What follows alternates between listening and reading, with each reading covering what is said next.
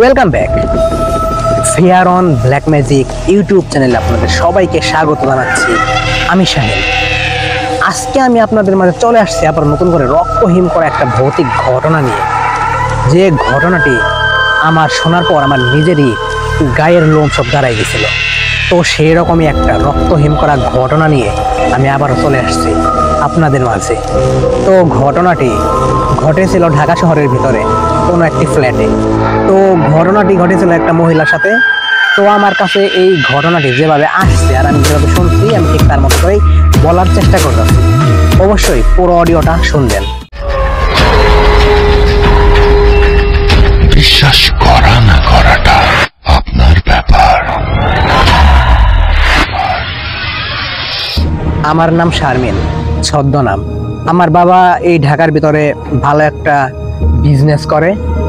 তো আমি লেখাপড়া করি, আমার মা গৃহিণী। তো আর আমরা কেউ ইউজ করি না। তো বিজনেসের খাতিরে আমার বাবা যে বিজনেস করে সেগুলো সব কিছুই পার্সোনাল।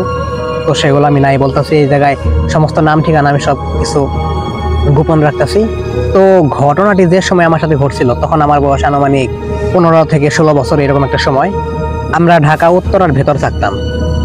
তো যথারীতি একদিন আমার বাবা তার কাজের জন্য, যেহেতু বিজনেস করে, যে বিজনেসই থাক, তো সেই উত্তরা থেকে ঢাকা ধানমন্ডি এর ভিতর আমাদের সবারই চলে যাইতে হয়।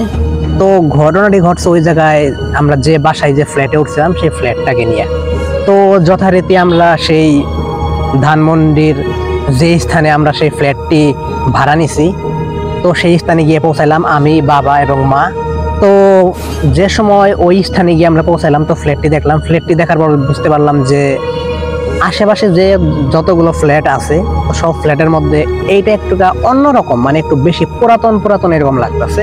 তো যেহেতু এইসব বিষয় নিয়ে কখনো ভাবি নাই, অস্বাভাবিক বিষয় নিয়ে কখনো ভাবিই নাই, তো যথারীতি আমরা সেই ফ্ল্যাটে উঠে পড়লাম। তো প্রথম রাত আমাদের মোটামুটি ভালোই কাটছে, কোনো সমস্যা হয় নাই। হ্যাঁ, বাসার ভাড়া মোটামুটি কমই ছিল। মানে বর্তমান সময়ে যে যতটুকু বাসার ভাড়া ঢাকা শহরে, তার থেকে আমরা অনেক পরিমাণে কম পাইছিলাম। তো তার জন্য আমরা কোনো কিছু চিন্তা ভাবনাও করি নাই, বা এখানে কি হয়েছে বা এর আগে এখানে কিছু হয়েছিল কিনা এরকম কিছু জানার চেষ্টাও করি নাই। তো প্রথম রাত আমাদের মোটামুটি ভালোই গেল, দ্বিতীয় রাতও মোটামুটি ভালোই গেল। তো তৃতীয় রাতের দিন আমার বাবা কোনো কারণে সেদিন বাসায় ফিরে নাই, কাজে থেকে ব্যাক করে নাই। তো শুধু রুমে আমি আর এবং আমার মা এই দুইজনে শুয়ে আছি। তো সেই সময় হঠাৎ করে আনুমানিক রাত 3টার মতো বাজে। সেই সময় আমার ঘুম ভেঙে যায় একটা আওয়াজটা এমন, আমি শুনতেছি আমাদের যে কিচেন রুম আছে, সেই কিচেন রুম থেকে থালাবাটি, চামিচ ইত্যাদি সব মাটিতে পড়তাছে। মানে একটা কিছু ভাঙলে, একটা গ্লাস ভাঙলে যেরকম শব্দ হয় সেভাবে পড়তাছে। তখন আমি বললাম, মা দেখো তো কিচেনে কিসের আওয়াজ হয়, হয়তো কোনো বেড়াল ঢুকছে। তো আমার মা তার চোখ কসলাইতে সেই সময় উঠলো। উঠে হ্যাঁ, কিচেনের দিকে যখন যাই, গিয়ে দেখে একটা গ্লাস ভাঙা, 2টা প্লেট পড়ে আছে, কিন্তু সেই কিচেন রুমে কিচ্ছু নাই, একটা বিড়াল পর্যন্ত নাই। তবে একটা কথা সত্য, এই জায়গায় বিড়াল আসার কোনো কথাই এমনিতে না, বন্ধ ফ্ল্যাট, এই জায়গায় বিড়াল আসার কোনো প্রশ্নই আসে না। তো আমরা বিষয়টাকে স্বাভাবিকভাবে নিয়ে সেদিনের মতো শুয়ে পড়ছি। তো আর কোনো সমস্যা হয় নাই। পরের দিন বাবা আসলো। তো বাবা আসার পর আমার যে খবরটা দিল, তো আমার বাবা বলল, দেখো আমাকে 1 সপ্তাহ আমার এই বিজনেসের জন্য বাইরে থাকতে হবে রাতে, যদি কোনো সমস্যা হয় তখনই আমায় ফোন করবা। তো আমার বাবা এটা বললে আমাদের সাথে সেদিন সারাদিন কাটাইয়া তারপরে সে সন্ধ্যাবেলা চলে যায়। তো তারপর থেকে ভয়ানক ঘটনাটি আমাদের সাথে শুরু হয়। তো আমার বাবা চলে যাওয়ার পর রাত আনুমানিক 11টা বাজে। যেহেতু শহরাঞ্চল, আমি সেই সময় গান শুনতে খাওয়া দাওয়া শেষ করে ঘুম আসতেছিল না, ছাদের উপরে যাই। হ্যাঁ, আমাদের ফ্ল্যাটটা ছিল মাত্র 5 থেকে 6 তলা। তো আমি ছাদের উপরে যাই। আমাদের ফ্ল্যাটে জাস্ট আমরা যে ফ্লোরে থাকি সেই ফ্লোরটা শুধু ভাড়া দেওয়া, আর পুরো ফ্ল্যাটটা একদম ফাঁকা, কেউ নাই। যেহেতু এসব অস্বাভাবিক ভূতের ভয় সব আমাদের মাঝে নাই, তো তার জন্য এসব কিছু ভাবিও নাই যে আজকে এরকম কিছু একটা হবে।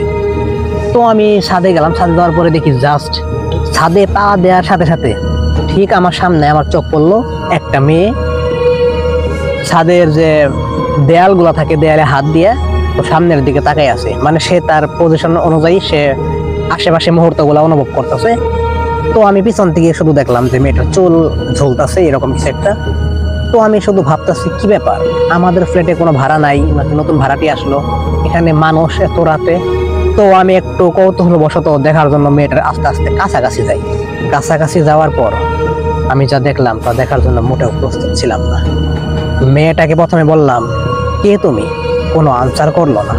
আবারও জিজ্ঞেস করলাম, তুমি কি এখানে নতুন আসছো? তাও কোনো আনসার করলো না। শুধু মেয়েটা আমায় ওই দিক থেকেই বলল, এখান থেকে চইলা যাও, নয় কিন্তু বাইসা ফিরতে পারবা না। এই কথা বলার পরেই জাস্ট আমাদের পিছনে যে ছাদে ওঠার জন্য যে গেটটা আছে, ঘেরটা এত জোরে একটা শব্দ করে আমি ভয় পাই, পিছনের দিকে তাকাই। তারপর সামনে তাকাই দেখি সে লোকটা সেখানে নাই। হ্যাঁ, সেই মেয়েটা সেই জায়গায় নাই। তখন আমি একটা এত পরিমাণে ভয় পাইছি যা বলার মতো না। তো সেই মুহূর্তে আমি অনেক তাড়াহুড়া করে বাসায় চলে আসছি, মারে কিছু কই নাই। তো একটা কথা হয়তো বলতে বলে গেছি, আমাদের যে রুম ছিল, হ্যাঁ রুম মোটামুটি একটা বড় ফ্ল্যাটই ছিল। সেই রুমে আমি আলাদা রুমে ঘুমাই, বাবা মা আলাদা রুমে ঘুমাই, কিন্তু ডাক দিলে হ্যাঁ শোনা যায়, এরকম সিস্টেমে আছে রুমটা। তো আমি যথারীতি খাওয়া দাওয়া শেষ করে ঘুমাই পড়ছি। তো ঘুমাই পড়ার পর আনুমানিক সেদিনও রাত 2টার মতো বাজে। সেদিনই যেদিন এই কাহিনীটা আমার সাথে হইলো, তখন যে রাত 2টা বাজে সেই সময় আমি দেখতে পারলাম প্রচুর পরিমাণে ঘরের ভিতর গরম, কারেন্ট নাই হয়তো এরকম কিছু একটা, কিন্তু কারেন্ট তো অবশ্যই থাকার কথা যেহেতু ঢাকার ভিতর। তো কারেন্ট নাই, আচ্ছা যাই হোক। তো এটা ভাইবে আমি প্রচুর ঘামতে আছি। তো ঘামার পর আমি আমার ঘুমটা ভেঙে গেছে, তো আমি উঠে পড়ছি। উঠার পর প্রথমে হাতে ফোনটা ছিল, ফোনটা নিয়ে ফ্ল্যাশ জ্বালাইছি। জ্বালানোর পরে সর্বপ্রথম আমার ফ্ল্যাশটা যায় আমার ফ্যানের দিকে। তো ফ্যানের দিকে লাইটটা ধরার পর আমি যে জিনিসটা দেখছি তা দেখার জন্য আমি মোটেও প্রস্তুত ছিলাম না। আমি দেখলাম একটা 18 থেকে 20 বছরের একটা মেয়ে, সে ফ্যানের পাখায় দড়ি গলায় পেঁচাইয়া ঝুলে আছে। এটা দেখে আমি এত পরিমাণে ভয় পাইছি, আর সাথে সাথে এত চিৎকার করছি, চিৎকার করে আমি সে জায়গায় সেন্সলেস। তো পরের দিন আমার মা বলতেছে, কি কি সমস্যা, কি হয়েছে তোমার, তুমি এইভাবে চিৎকার করলা কেন, আর তোমার কি হয়েছিল? তো আমি সব ঘটনা খুলে বললাম যে এই কাহিনী, আমি রাতে এরকম কিছু একটা দেখছি। তো কেউ বিশ্বাস করে না। তো আমার মা এই বিষয় নিয়ে একটা কথাবার্তা সবার সাথে বাইরে বললো, যার ফ্ল্যাট তার সাথেও বললো, সে কিছু বলতে চায় না, যে এরকম যে কিছু একটা হবো বা হয়েছে এটা মানতেই চায় না। তারপর অনেক বোঝানোর পর, অনেক কথা বলার পর সেই ফ্ল্যাটের মালিক আমাদের সত্যিটাই বলছে যে এখানে নাকি 2টা কাপল ছিল। তো 2টা কাপলের মধ্যে তো ছেলেটা একদিন মেয়েটার সাথে ঝগড়া করে তার সোনা দানা যা আছে সব নিয়ে চলে যায়। তো মেয়েটা কই যাবে, সেই কষ্টে সে ওই জায়গায় সুসাইড করছিল। তো মাঝে মধ্যে এখনো সেই মেয়েটাকে এখানে দেখা যায়। তো এই ছিল সেই ফ্ল্যাটের ঘটনা। তো ঘটনাটি আপনাদের কেমন লাগছে অবশ্যই জানাবেন। যদি ভালো লাগে অবশ্যই একটা লাইক করবেন। অনেক কষ্ট করে সংগ্রহ করছি ভাই, একটু বিশ্বাস তো সত্যি বিশ্বাস করার না করাটা আপনাদেরই ব্যাপার। তো আজকের মতো গুড নাইট। সে পর্যন্ত সবাই ভালো থাকবেন, সুস্থ থাকবেন, এবং আগামীকাল আমি আসতেছি আপনার মাঝে আবার নতুন করে রক্তহীন করে একটা ভৌতিক ঘটনা নিয়ে। সে পর্যন্ত সবাই ভালো থাকবেন। Good night.